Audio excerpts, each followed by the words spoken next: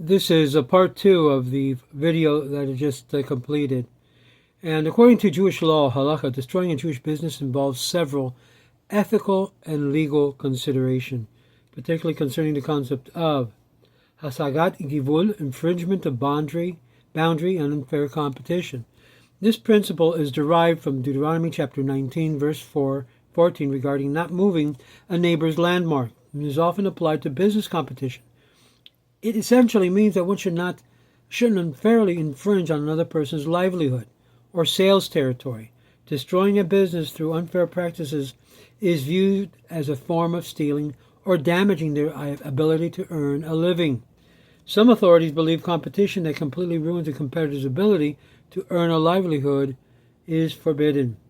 Damaging property. Jewish law generally forbids damaging or causing damage to another person's property, even accidentally. This principle could apply to destroying a business, as it constitutes damage to the owner's valuable assets and resources. There are varying opinions on the exact source of this prohibition, and some linking it to the prohibition of theft or the commandment to love your neighbor as yourself. Then we have the third area, which is Mbal Tashlit, do not destroy. While primarily referring to not destroying the fruit trees during warfare, this principle has extended it to the prohibition of needless destroying or wasting anything of value. Destroying a functioning business could be considered a violation of this principle, as it's the destruction of something with economy and social value. Important considerations when we're looking at these areas. Intent versus accident. While deliberately destroying a business is clearly forbidden in Jewish law, it also holds individual liable for damages caused unintentionally. How much more so intentionally? Fair versus unfair competition. Halakha shows and allows for healthy competition. However, practices intended solely to harm a competitor rather than attract legitimate businesses are considered unethical. Contemporary application. The application of these principles in modern business scenarios, including intellectual properties and global market, is a complex area with diverse interpretation by contemporary authorities. In essence,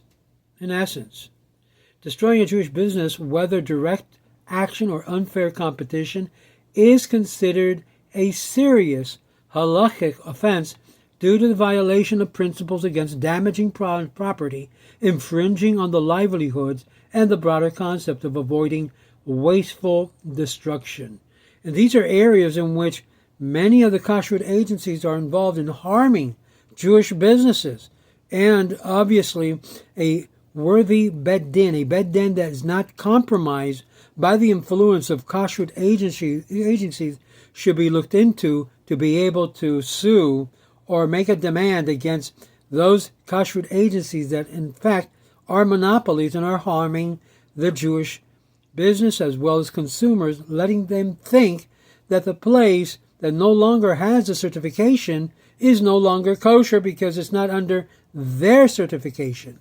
And here we have many problems currently when one company changes from one kashrut certification to the other.